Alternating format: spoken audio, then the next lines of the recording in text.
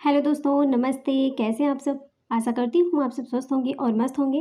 दोस्तों, मेरा नाम चंदन शर्मा है। मेरी यूट्यूब चैनल टीचिंग बाय चंदन शर्मा में आप सभी का स्वागत है। तो दोस्तों, आज हम बात करने वाले हैं प्राचीन इतिहास के विदेशी यात्रियों के विवरण के बारे में। आज हम डिटेल में डिस्कस करेंगे कि विदेशी यात्रियों का विवरण क्या था, विदेशी कौन से विदेशी कहाँ से आए, क्या कैसे हैं। तो सारा जो है यहाँ पर क्लियर करने वाले हैं। ये पूरी थ्योरी क्लासेस है। थ्योरी क्लासेस के बाद हम PYQ क्वेश्चन भी करेंगे। तो आप लोग इस चैनल पर बने रहिए और ज़्यादा से ज़्यादा लोगों को शेयर भी कीजिए। ठीक है दोस्तों, देखिए ये RO, ARO, PCS, IS, PGT, TGT, UGC net, STET, UP TET, any state का जो भी टेट होता है सबके लिए मोस्ट इंपॉर्टेंट है। तो चलिए दोस्तों, हम चलते हैं अपने क्लास की तरफ। विदेशी यात्रियों के विवरण के बारे में चलिए डिस्कस करते हैं। विदेशियों के विवरण। विदेशियों का विवरण क्या था? विदेशी यात्रियों एवं लेखकों के विवरण से भी हमें भारतीय इतिहास की जानकारी मिलती है, जिसमें अनेक यूनानी, रोमन और चीनी यात्री सम्मिलित हैं। विदेशी यात्रियों एवं लेखकों के विवरण से भी हमें भारतीय इतिहास की जानकारी मिलती है, जिसमें अनेक यूनानी, रोमन और चीनी यात्री सम्मिलित हैं। भारतीय स्रोतों में सिकंदर के आक्रमण की कोई जानकारी नहीं मिलती है। यूनान के प्राचीन लेखकों में टेसियस और हेरोडोटस के नाम से प्रसिद्ध है। टेसियस ईरान का राजवैद था। तो टेसियस कहाँ का राजवैद था? तो टेसियस जो था वो ईरान का राजवैद था। टेसियस ईरान का राजवैद था। आगे देखते हैं। हेरोडोटस दुनिया का प्रथम इतिहास था जिसने इतिहास के शैक्षणिक पहलुओं पर जोर दिया था। हेरोडोटस दुनिया का पहला इतिहास था जिसने इतिहास के शैक्षणिक पहलू पर जोर दिया। हेरोडोटस जिसे इतिहास का पिता कहा जाता है। तो यहाँ से क्वेश्चन इंपॉर्टेंट है कि इतिहास का पिता किसे कहा जाता है? तो इतिहास का जो पिता है वो हेरोडोटस को कहा जाता है। किसे? हेरोडोटस को इतिहास का पिता कहा जाता है। पाँचवीं सदी ईसा पूर्व में हिस्टोरिका नामक पुस्तक की रचना भी की, जिसमें भारत और फारस के संबंधों का वर्णन किया गया है। तो हेरोडोटस की पुस्तक का क्या नाम है? हिस्टोरिका है। हेरोडोटस की पुस्तक का नाम क्या है? हिस्टोरिका है। आगे देखते हैं। निरियाकस, आनेस्क्रिप्ट, अरिस्टोबुलस, ये सभी लेखक सिकंदर के समकालीन थे। ये भी इम्पोर्टेंट पॉइंट है कि सिकंदर के समकालीन कौन थे। सिकंदर के समकालीन लेखक कौन थे? तो निरियाकस हैं, आनेसिक्रिटस, अरिस्टोबुलस, तीन लेखक जो थे वो सिकंदर के समकालीन थे। चलिए आगे देखते हैं। सिकंदर के बाद के लेखकों में तीन राजदूतों मेगास्थनीज, डायमेकस और डायनोसियस के नाम से उल्लेखनीय हैं, जो यूनानी शासकों के द्वारा मौर्य दरबार में भेजे गए थे। इनमें मेगास्थनीज सर्वाधिक प्रसिद्ध था, जो सेल्यूकस निकोटर का राजदूत था। उसने चंद्रगुप्त मौर्य के दरबार में 14 वर्ष व्यतीत किया और उसके द्वारा जो रचित इंडिका में मौर्ययुगीन समाज एवं संस्कृति का विवरण भी मिलता है। तो मेगास्थनीज की पुस्तक का क्या नाम है? इंडिका है। क्या नाम है? इंडिका। मेगास्थनीज की पुस्तक का क्या नाम है? इंडिका है। ये बहुत इंपॉर्टेंट है, ठीक है। ये क्वेश्चन बहुत ज़्यादा पूछा गया है। एनीवन कोई भी एग्जाम है तो ये क्वेश्चन बहुत पूछा जाता है। चलिए आगे देखते हैं। मेगास्थनीज सर्वप्रथम आर्यमित्र से मिला था, तदोपरांत बिंदुसार से मिला। मेगास्थनीज सबसे पहले किससे मिला? तो मेगास्थनीज सबसे पहले आर्यमित्र से मिला, उसके बाद में बिंदुसार से मिला। डायमेकस सीरियन नरेश अंत्योकस का राजदूत था, जो बिंदुसार के दरबार में काफ़ी दिन तक रहा। तो बिंदुसार के दरबार में काफ़ी दिन तक कौन था? अंत्योकस। ये डायमेकस सीरियन नरेश अंत्योकस का राजदूत था। डायोनीसियस मिस्र नरेश टालमी फिलाडेल्फस के राजदूत के रूप में अशोक के दरबार में आया था। ये जो जितने विदेशी थे ये किसी न किसी के दरबार में आते थे। बिंदुसार के दरबार में कौन आया? डायमेकस सीरियन नरेश अंत्योकस का राजदूत था, जो बिंदुसार के दरबार में काफ़ी दिन तक रहा था। और डायोनीसियस जो था ये अशोक के दरबार में आया था, नरेश टालमी फिलाडेल्फस के राजदूत के रूप में। यूनानी भाषा में लिखी गई टालमी की जियोग्राफी और पेरिप्लस ऑफ द एरिथ्रेशियन सी नामक पुस्तक महत्वपूर्ण है। तो टालमी की पुस्तक क्या है? टालमी की जो पुस्तक है वो है Geography Periplus of the Erythraean Sea. ये यूनानी भाषा में लिखी गई है, जो कि टालमी की पुस्तक है। पेरिप्लस ऑफ द एरिथ्रियन सी, जिसकी रचना 80 से 115 ईसा पूर्व के बीच हुई थी। इसमें भारतीय बंदरगाहों एवं व्यापारिक वस्तुओं का वर्णन मिलता है। प्लिनी के नेचुरल हिस्टोरिका से भारतीय पशुओं, पौधों और खनिज पदार्थों की जानकारी मिलती है। यह पहली सदी ईसा पूर्व में लिखी गई थी। ये भी इंपॉर्टेंट है, प्लिनी वाला, ठीक है। लैटिन भाषा में लिखी गई नेचुरल हिस्टोरिका से हमें भारत और इटली के बीच होने वाले व्यापार की जानकारी मिलती है। अब बात करते हैं चीनी यात्रियों के विवरण के बारे में। चीनी यात्री के विवरण। देखिए चीनी लेखकों के विवरण से भी हमें भारतीय इतिहास पर प्रचुर प्रभाव पड़ता है। चीनी यात्री बौद्ध मतानुयायी थे। इन यात्रियों में सबसे महत्वपूर्ण कौन थे? फाहियान थे, हुएनसांग थे और इत्सिंग। फाहियान, हुएनसांग, इत्सिंग के वर्णन हैं। फाहियान जो था वो 5वीं सदी के प्रारंभ में चंद्रगुप्त द्वितीय विक्रमादित्य के समय भारत आया था। उसने तत्कालीन सामाजिक, आर्थिक, धार्मिक स्थिति पर प्रकाश डाला। तो फाहियान किसके दरबार में किसके समय में भारत आया था? फाहियान चंद्रगुप्त द्वितीय विक्रमादित्य के समय भारत आया था। और उसने क्या किया था? फाहियान जो थे वो तत्कालीन सामाजिक, आर्थिक, धार्मिक स्थिति पर प्रकाश डाला था। तो ये बहुत ज़्यादा इंपॉर्टेंट है, ठीक है। फाहियान यहाँ से पूछेंगे, फाहियान किसके शासनकाल में आया था? चंद्रगुप्त द्वितीय विक्रमादित्य के। और इन्होंने क्या किया था? इन्होंने तत्कालीन सामाजिक, आर्थिक और धार्मिक स्थिति पर प्रकाश डाला था। वहीं पर एक जो भी मैंने एक पॉइंट और बताया था कि मेगास्थनीज किसकी पुस्तिका का नाम है? इंडिका जो है, मेगास्थनीज की पुस्तक का नाम इंडिका है। ये भी बहुत इंपॉर्टेंट है। चलिए आगे देखते हैं। फाहियान ने भारत का वर्णन फो क्यों की? फाहियान ने भारत का जो वर्णन है वो फो क्यों की नाम से किया, जिसमें भारत को टीएनचू कहा गया। भारत को क्या कहा गया? टीएनचू। फाहियान ने भारत का वर्णन किस नाम से किया? फो क्यों की। फाहियान मतलब फाहियान से फो क्यों की, है ना। आप लोग याद कर सकते हो फाहियान से। फाहियान ने क्या किया? भारत का वर्णन जो था वो फो क्यों की। फाहियान फो क्यों की, जिसमें भारत को क्या कहा गया? टीएनचू। क्या कहा गया? टीएनचू। उम्मीद करती हुई आपको याद हो गया होगा, ठीक है। ट्रिक से याद कर सो, फा से फाहियान, फा से फो क्यों की। चलिए आगे देखते हैं। अब हम हुएनसांग जो थे वो 7वीं ईसा पूर्व में हर्ष के शासनकाल में भारत आया था। हुएनसांग किसके शासनकाल में आया था? जो हुएनसांग था, हुएनसांग हर्ष के शासनकाल में आया था, ठीक है। बहुत इंपॉर्टेंट है ये कि हुएनसांग 7वीं सदी में हर्ष के शासनकाल में भारत आया था। वह भारत में 16 वर्षों तक रहा था। बताइए, 16 वर्ष तक हुएनसांग भारत में रहा था और 6 वर्ष तक उसने नालंदा विश्वविद्यालय का अध्ययन भी किया। 6 वर्ष तक उसने क्या किया था? नालंदा विश्वविद्यालय का अध्ययन किया। हुएनसांग की भारत यात्रा का जो वृत्तांत है सी युकी, बहुत इंपॉर्टेंट है।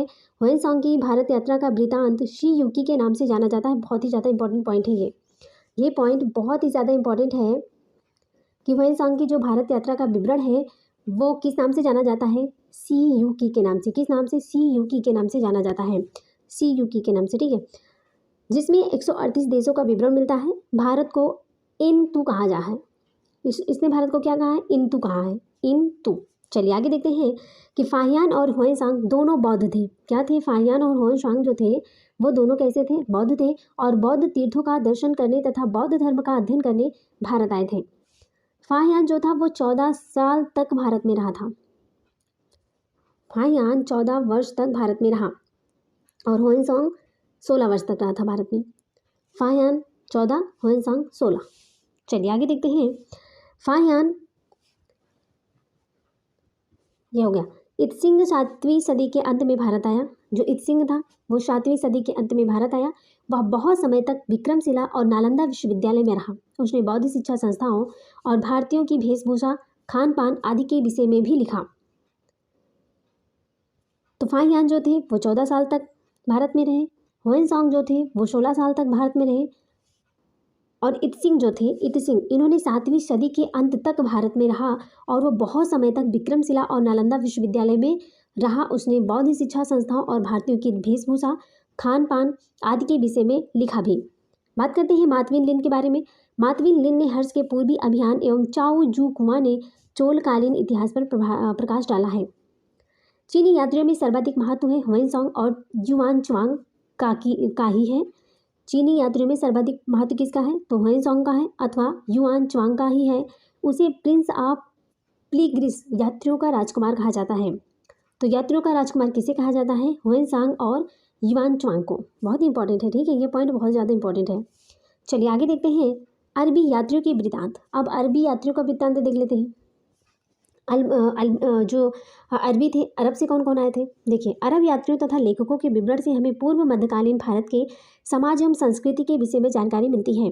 इन व्यापारियों एवं लेखकों में मुख्य हैं अलबरूनी है, सुलेमान है, अलमशूदी है। कौन कौन है? अलबरूनी, सुलेमान, अलमशूदी। ये तीनों जो थे वो अरब यात्रियों थे, ठीक है। चलिए आगे देखते हैं। अरबी लेखकों में अलबरूनी का नाम सर्वप्रथम आता है। अलबरूनी का नाम जो है वो सर्वप्रथम आता है। 11वीं शताब्दी में वह महमूद गजनवी के साथ भारत आया था। उसने अलबरूनी जो थी, अलबरूनी की पुस्तक क्या है, तहकीक ए हिंद है। ये बहुत इंपॉर्टेंट है कि अलबरूनी की पुस्तक पूछा जाता है। अलबरूनी की पुस्तक क्या है, तहकीक ए हिंद है। इसी को हम किताब उल हिंद भी कहते हैं। किताब उल हिंद में राजपूत कालीन समाज, धर्म, रीति रिवाज आदि पर सुंदर प्रकाश डाला गया है।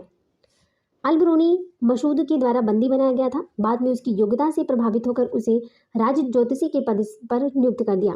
अलबरूनी ज्योतिष, गणित, विज्ञान, अरबी, फारसी, संस्कृत का अच्छा ज्ञाता था। वह गीता से विशेष रूप से प्रभावित था। देखिए अलबरूनी के अंदर क्या क्या खासियत थी। अलबरूनी जो थे वो ज्योतिष भी था, गणित, विज्ञान, अरबी, फारसी तथा संस्कृत का अच्छा ज्ञाता था अलबरूनी, और वह गीता से विशेष रूप से प्रभावित भी था। 9वीं शताब्दी में भारत आने वाला अरबी यात्री सुलेमान पाल एवं प्रतिहार शासकों की तत्कालीन आर्थिक, राजनीतिक एवं सामाजिक दशा का वर्णन भी किया है। बगदाद यात्री, अब बगदाद यात्री कौन है? आलम सूदी राष्ट्रकूट एवं प्रतिहार शासकों के विषय में जानकारी देता है। यह 10वीं शताब्दी में भारत आया था। बगदाद यात्री जो था आलम सूदी, ये 10वीं शताब्दी में भारत आया था। उपयुक्त विदेशी यात्रियों के विवरण के अतिरिक्त कुछ फारसी लेखकों के विवरण भी प्राप्त हुए हैं। इनमें से सबसे महत्वपूर्ण है फिरदौसी। इनकी जो कृति है शाहनामा है। मिनहाज उज सिराज, इनकी जो कृति है वो तबकात ए नाशरी है। जियाउद्दीन बरनी, इनकी जो कृति है तारीख है फिरोजशाही है। बहुत ही इंपॉर्टेंट है, आप लोग इसको नोट डाउन कर लीजिएगा, ठीक है। नहीं तो आप हमारे व्हाट्सएप पर मैसेज कर दीजिएगा या टेलीग्राम पर मैसेज कर दें, वहाँ पर आपको PDF प्रोवाइड कर देंगे, ठीक है दोस्तों। चलिए आगे देखते हैं। हम अपने डिस्क्रिप्शन बॉक्स में अपना व्हाट्सएप नंबर दे देंगे, आप वहीं पर हमें मैसेज कर दीजिएगा। जो भी पर्सनल क्वेरी है आप वहाँ पर पूछ सकते हो हमसे, ठीक है दोस्तों। चलिए अब बात करते हैं ताम्रपाषाणी काल के बारे में। ताम्रपाषाणी काल, देखिए गिलुंद से प्रस्तर फलक उद्योग के अवशेष प्राप्त हुए हैं। चित्रित मृद्भांड का प्रयोग सर्वप्रथम इस युग के लोगों के द्वारा किया गया है। नेक्स्ट देखते हैं। भारत में उत्खनन पुरावशेषों के आधार पर प्रमुख ताम्रपाषाणिक संस्कृतियों का अनुक्रम इस प्रकार है। कायथा की ताम्रपाषाणिक संस्कृति, आहार की ताम्रपाषाणिक संस्कृति, मालवा की ताम्रपाषाणिक संस्कृति और जोरवे की ताम्रपाषाणिक संस्कृति। सबसे पहले हम बात करते हैं कायथा की पहचान। जो कायथा की पहचान थी वो वराह मिहिर की जन्मस्थली कपिथक से की जाती है। तो कायथा की पहचान किससे की जाती है? तो कायथा की जो पहचान है वराह मिहिर की जन्मस्थली कपिथक से की जाती है। मालवा के ताम्रपाषाणिक संस्कृति की जानकारी नौदा टोली और माहेश्वर के उत्खनन में सर्वप्रथम प्राप्त हुई है। वहीं पर बात करते हैं मालवा संस्कृति की तुलना मध्य एशिया की फरगना घाटी की चुस्त संस्कृतियों से की जाती है। दायमाबाद के उत्खनन से एक गेंडा, एक हाथी, एक भैंसा व एक रथ जिस पर एक व्यक्ति खड़े मुद्रा में है प्राप्त हुआ है। ये सभी वस्तुएं जो थी वो किसकी थी? ये सारी वस्तुएं तांबे की थी। एक गेंडा, एक हाथी, एक भैंसा, एक रथ जिस पर एक व्यक्ति खड़े हुए मुद्रा में है, तो ये सारी जो प्राप्त वस्तुएं वहाँ पर मिली थी वो सब किसकी बनी हुई थी? तांबे की बनी थी। इनाम गांव के उत्खनन में से मकान के गोल आकार में निर्मित होने वाले साक्ष्य भी प्राप्त होते हैं। जिस काल में मनुष्य ने पत्थर एवं तांबों के औजारों का प्रयोग किया था उस काल को क्या कहते हैं? जिस काल में मनुष्य ने पत्थर और तांबे के औजारों का प्रयोग किया था उस काल को क्या कहते हैं? ताम्रपाषाणी काल कहते हैं। इंपॉर्टेंट है बहुत, देख लीजिए कि जिस काल में मनुष्य ने पत्थर और तांबे के औजारों का प्रयोग किया उस काल को क्या कहते हैं? ताम्रपाषाणी काल कहते हैं। चलिए नेक्स्ट देखते हैं कि सर्वप्रथम जिस धातु को औजारों से प्रयुक्त किया गया, सर्वप्रथम जिस धातु को औजारों से प्रयुक्त किया गया वह तांबा था। ऐसा माना जाता है कि तांबे का सर्वप्रथम प्रयोग लगभग 5000 ईसा पूर्व में किया गया था। यहाँ से क्वेश्चन पूछा जा सकता है कि तांबे का सर्वप्रथम प्रयोग कब किया गया था? तो तांबे का जो सर्वप्रथम प्रयोग था लगभग 5000 ईसा पूर्व में किया गया था। कब किया गया था? लगभग 5000 ईसा पूर्व में किया गया था। चलिए आगे देखते हैं कि ताम्रपाषाण काल के जो लोग हैं वो मुख्यतः ग्रामीण समुदाय के थे। किस समुदाय के थे? ग्रामीण समुदाय थे। भारत में ताम्रपाषाण अवस्था के मुख्य क्षेत्र कौन कौन से हैं? दक्षिण पूर्वी जो कि राजस्थान, दक्षिण पूर्वी राजस्थान, आहार एवं गिलुंड, पश्चिम मध्य प्रदेश, मालवा, कैथा और एरड़ है, पश्चिमी महाराष्ट्र तथा दक्षिणी पूर्वी भारत है। नेक्स्ट देखते हैं कि मालवा ताम्रपाषाण संस्कृति की एक विलक्षणता है। मालवा मृद्भांड ताम्रपाषाण मृद्भांडों में उत्कृष्ट माना जाता है। चलिए आगे देखते हैं। अब हम इंपॉर्टेंट पॉइंट देख लेते हैं, जो महत्वपूर्ण तथ्य है उसके बारे में थोड़ा सा डिस्कस कर लेते हैं। देखिए दोस्तों, अभी मैंने डिस्कस किया था मालवा के बारे में, नौदा टोली के बारे में और दैमाबाद के बारे में, इनाम गांव के बारे में। तो चलिए देखते हैं ये सब है क्या। मालवा, यहाँ पर उत्कृष्टतम ताम्रपाषाण मृद्भांड है। नौदा टोली, जो कि नौदा टोली को नर्मदा कहते हैं, यहाँ पर इतने सारे अनाज अन्यत्र कहीं नहीं मिलते। नौदाटोली इतने सारे अनाज अन्यत्र कहीं नहीं मिलते। दैमाबाद दैमाबाद में गोदावरी नदी है। यहाँ पर सबसे बड़ी बस्ती है कलश, शवाधान, दिशा, उत्तर दक्षिण। वहीं पर बात करते हैं इनाम गांव के बारे में। इनाम गांव किलाबंद बस्ती है, हाथी दांत शिल्पकार हैं, चूना बनाने वाले हैं और खिलौने बनाने वाले आदि हैं इनाम गांव में। महाराष्ट्र जोरबी संस्कृति जो है वहाँ पर द्विस्तरीय निवास होता है। कोटदीजी, आमरी, कालीबंगा, गणेश्वर ने हड़प्पा के उदय की पृष्ठभूमि बनाई है। कालीबंगा व बनावली में प्राक हड़प्पन अवस्था तथा ताम्रपाषाणिक बस्तियों के लुप्त होने का कारण क्या है? अत्यंत अल्प वर्षा, सूखा। ताम्रपाषाणिक बस्तियों लुप्त क्यों हो गई थी? क्योंकि वहाँ पर सूखा पड़ गया था, इस कारण। ताम्रपाषाणिक संस्कृति तथा ग्रामीण पृष्ठभूमि पर खड़ी थी। चलिए आगे देखते हैं। सबसे विस्तृत उत्खनन पश्चिमी महाराष्ट्र में हुए हैं। उत्खनन स्थल है अहमदनगर को जोरबे, नेवासा एवं दैमाबाद, पुणे में चंदौली, सोनगांव, इनाम गांव आदि ये सभी स्थल जो थे वो जोरबी संस्कृति के हैं। जोरबी संस्कृति ग्रामीण थी, फिर भी इसकी कई बस्तियां जैसे कि दैमाबाद हुआ, इनाम गांव, यहाँ पर नगरीकरण की प्रक्रिया प्रारंभ हो गई थी। जोरबे स्थलों में सबसे बड़ा जो था वो क्या था? दैमाबाद था। आहार की प्राचीन नाम ताम्रवती अर्थात तांबा वाली जगह है। इस संस्कृति का जो काल है 2100 से 1500 ईसा पूर्व के बीच रखा जाता है। गिलिंद इस संस्कृति का स्थानीय केंद्र माना जाता है। यहाँ एक प्रास्तर फलक उद्योग के अवशेष भी मिलते हैं। इस काल के लोग क्या करते थे? इस काल के जो लोग थे गेहूँ, धान, दाल की खेती भी करते थे। लगभग ये सभी अनाज महाराष्ट्र में नर्मदा नदी के तट पर स्थित नौदातोड़ी में भी पाए गए हैं। खुदाई के परिणाम स्वरूप इतने सारे अनाज भारत के अन्य किसी भी स्थान में नहीं मिलते हैं, शायद ही नहीं मिले होंगे। तो सबसे ज़्यादा अनाज जो कहाँ है वो नौदाटोली में पाए गए थे, जो कि महाराष्ट्र में नर्मदा नदी के तट पर स्थित है। और यहाँ पर खुदाई के परिणाम स्वरूप इतने सारे अनाज भारत में अन्य किसी भी स्थान में शायद नहीं मिले हैं। आहार के जो लोग हैं पत्थर के बने घरों में रहते थे। आहार के लोग कहाँ रहते थे? तो आहार के जो लोग थे वह पत्थर के बने घरों में रहते थे। दैमाबाद की ख्याति भारी संख्या में कांसे की वस्तुओं की उपलब्धि के लिए है। इनमें से कुछ वस्तुओं पर हड़प्पा संस्कृति का प्रभाव लक्षित होता है। इनाम गांव एक ताम्रपाषाण युग की एक बड़ी बस्ती है। यह बस्ती किलाबंद है और खाई से घिरी हुई है।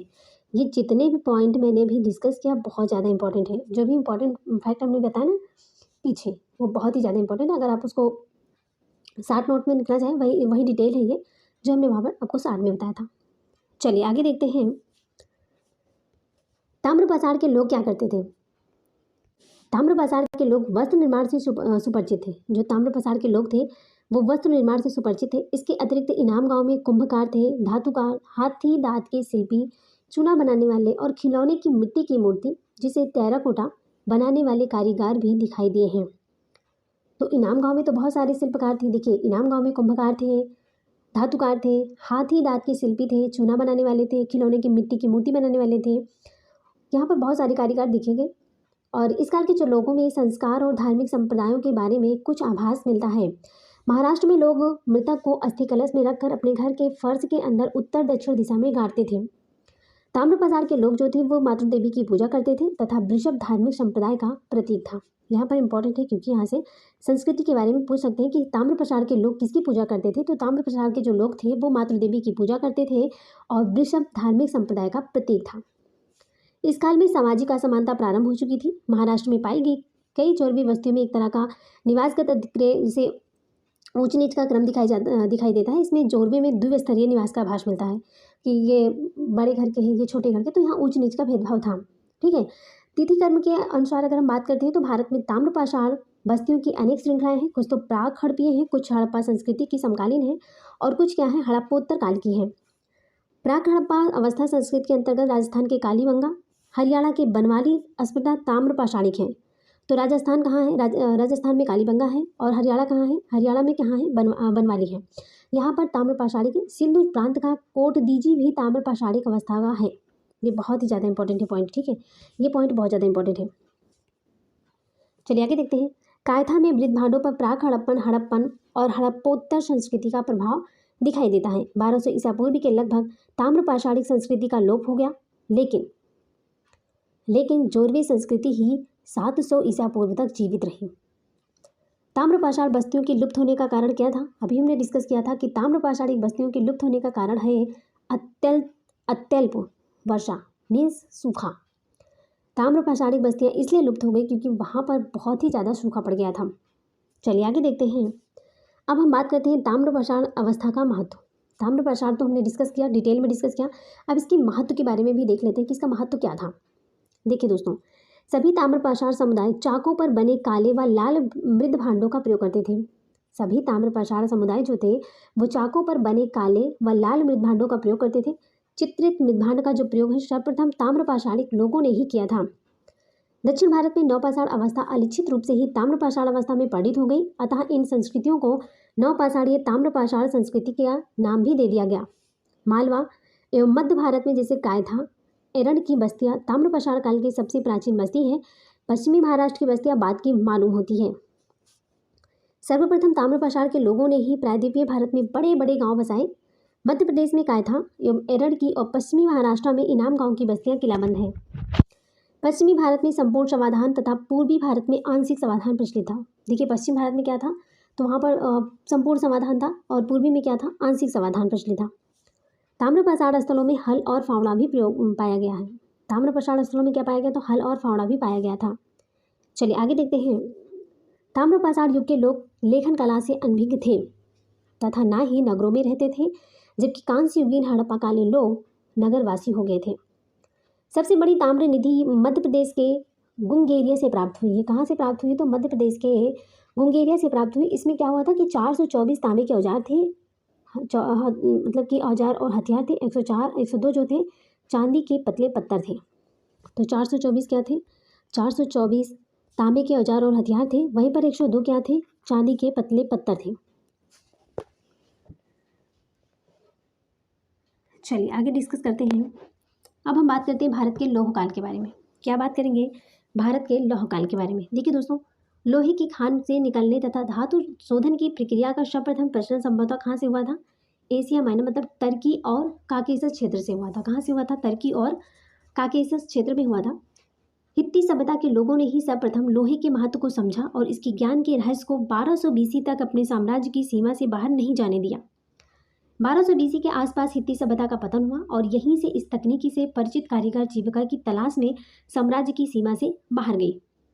भाई जब हित्ती सभ्यता का पतन हो गया तो ये जो तकनीक थी, इस तकनीक से जो परिचित कारीगर थे वो जीविका की तलाश में साम्राज्य की सीमा से बाहर गए।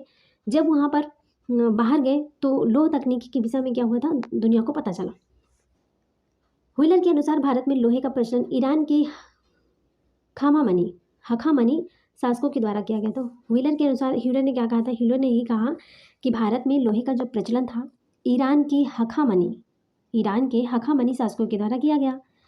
बौद्ध ग्रंथ शुद्ध निपात से याद होता है कि लोग लोहे के फाल को तपाने व तपानुशीतन की क्रिया से परिचित थे। इससे स्पष्ट है कि भारत में कृषि कार्यों में लोहे का प्रयोग 800 से 700 बीसी तक होने लगा था। 1000 बीसी के आसपास उत्तरी भारत में हस्तिनापुर क्षेत्र के एटा जिले के अंतरजीखेड़ा से लोहे के साक्ष्य प्राप्त हुए, जो भारत में प्राचीनतम ज्ञात तिथि है। भारत में प्राचीनतम ज्ञात तिथि कौन सी है, अंतरजीखेड़ा से जो लोहे के साक्ष्य प्राप्त हुए थे। पूर्वी भारत में पांडु रजार दिवी से लोह धातु मल व धातु शोधन में प्रयुक्त भट्टियां मिली है, जिसका काल 750 बीसी के आसपास का है। तो 6वीं शताब्दी ईसा पूर्व में द्वितीय नागरीय क्रांति में लोहे की भूमिका भी महत्वपूर्ण थी। चलिए आशा करती हूँ कि आपको अच्छे से समझ आ गया होगा कि भारत में लोह काल क्या था, कब आया, कहाँ से आया, दुनिया में कैसे विस्तार हुआ, हमने डिटेल में डिस्कस कर दिया है। चलिए दोस्तों आगे देखते हैं। तो दोस्तों यहाँ पर हमारे थ्योरी क्लासेस कंप्लीट होती है। हमने आज विदेशियों के विवरण का डिटेल में डिस्कस किया है। अब हम इससे जो बनने वाले क्वेश्चन है उसको हम फटाफट देख लेते हैं। बहुत इंपॉर्टेंट क्लास है दोस्तों, तो आप इस वीडियो को ज़्यादा से ज़्यादा शेयर करो और चैनल पर अगर पहली बार विजिट कर रहे हो तो प्लीज़ लाइक से सब्सक्राइब कर दो, जिससे बेल आइकन को भी प्रेस कर देना, जिससे नेक्स्ट नोटिफिकेशन आता ज़रूर पहुँचे। तो चलिए दोस्तों हम क्वेश्चन को डिस्कस करते हैं। देखिए मेरा फर्स्ट क्वेश्चन है, अल-बुरूनी किसके साथ भारत आया था। ऑप्शन ए है मोहम्मद बिन कासिम, ऑप्शन बी है महमूद गजनवी, ऑप्शन सी है मोहम्मद गौरी, ऑप्शन डी है बाबर। तो हमने डिस्कस किया था कि अल-बुरूनी किसके साथ भारत आया था, अल-बुरूनी महमूद गजनवी के साथ भारत आया था। Option B is the right answer. Next question है कि इब्न तुतुला किस देश का निवासी था। इब्न बतूता किस देश का निवासी है? इसका राइट आंसर हो जाएगा ऑप्शन सी, मोरक्को। नेक्स्ट देखते हैं, इब्न बतूता ने अपनी यात्रा का विवरण किस भाषा में लिखा था? फारसी, उर्दू, अंग्रेजी या फिर अरबी? इसका राइट आंसर हो जाएगा ऑप्शन डी, अरबी। नेक्स्ट क्वेश्चन पे चलते हैं, गुप्त काल में कौन सी चीनी यात्री भारत आया था? ऑप्शन ए है इत्सिंग, ऑप्शन बी है फाहियान, ऑप्शन सी है ह्वेनसांग, ऑप्शन डी है इनमें से कोई नहीं। तो गुप्त काल में कौन चीनी यात्री भारत आया था? इसका राइट आंसर हो जाएगा ऑप्शन बी, फाहियान। अब आप लोग की कमेंट बॉक्स में ये बताइएगा कि फाहियान किसके शासनकाल में आया था? फाहियान किसके शासनकाल में आया था? इसको कमेंट बॉक्स में रिप्लाई जरूर दीजिएगा। चलिए नेक्स्ट देखते हैं, दिल्ली से दौलताबाद किस शासक ने अपनी राजधानी परिवर्तित की? बलबन, मोहम्मद तुगलक, अलाउद्दीन खिलजी या फिर अकबर ने? तो दिल्ली से दौलताबाद किस शासक ने अपनी राजधानी परिवर्तित की? इसका राइट आंसर हो जाएगा ऑप्शन बी, मोहम्मद तुगलक ने। नेक्स्ट देखते हैं, वास्को डी गामा भारत कब पहुंचा? वास्को डी गामा कब भारत पहुंचा? 17 मई 1498 में, 17 मार्च 1598 में, 17 मार्च 1498 में या 17 मई 1598 में? तो वास्को डी गामा भारत कब पहुंचा था दोस्तों? इसका राइट आंसर हो जाएगा ऑप्शन ए, 17 मई 1498 को वास्को डी गामा भारत पहुंचा था। नेक्स्ट क्वेश्चन पे चलते हैं कि भारत की जिन 3 भाषाओं के ग्रंथों के अरबी भाषा के हुए अनुवादों से अल-बिरूनी परिचित था वह कौन थे? संस्कृत, पाली, प्राकृत, हिंदी, संस्कृत तथा तमिल, हिंदी, उर्दू, संस्कृत, संस्कृत, तेलुगु, मलयालम? तो दोस्तों इसका राइट आंसर हो जाएगा ऑप्शन ए, संस्कृत, पाली और प्राकृत। भारत की जिन 3 भाषाओं के ग्रंथों से अरबी भाषा में हुए अनुवादों से अल-बिरूनी परिचित था वह कौन कौन सी भाषा थी? संस्कृत थी, पाली थी और प्राकृत थी। नेक्स्ट क्वेश्चन पे चलते हैं, मार्को पोलो ने 13वीं शताब्दी से जिस स्थान से चलकर चीन और भारत की यात्रा की थी उसका क्या नाम था? वेनिस, पेरिस, बोन या फिर बर्लिन? इसका राइट आंसर हो जाएगा ऑप्शन ए, वेनिस। नेक्स्ट चलते हैं, अनेक विदेशी यात्रियों ने भारत की जिन 2 चीज़ों को असामान्य माना है वो कौन कौन सी चीज़ थी? दूध और अंडे, नारियल तथा पान, पपीता तथा टमाटर या फिर खरबूज तथा तरबूज? इसका राइट आंसर हो जाएगा दोस्तों ऑप्शन बी, नारियल तथा पान। नेक्स्ट क्वेश्चन पे चलते हैं, अल-बिरूनी भारत में जिस शताब्दी में आया था वह कौन सी शताब्दी थी?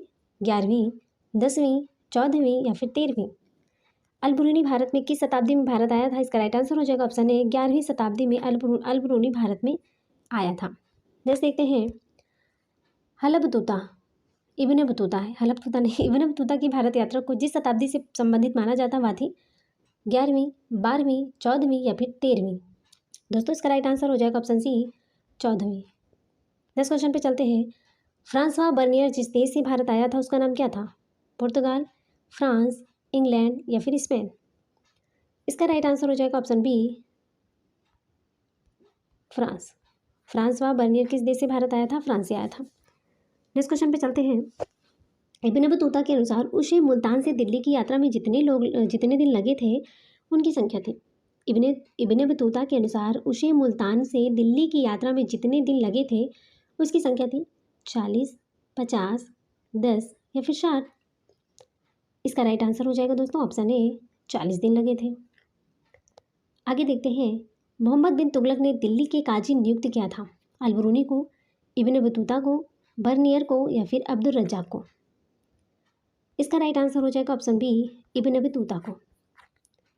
नेक्स्ट क्वेश्चन पे चलते हैं, मध्य एशिया के रास्ते होकर इब्न बतूता सन 1333 ईस्वी में अस्थल मार्ग में पहुंचा था?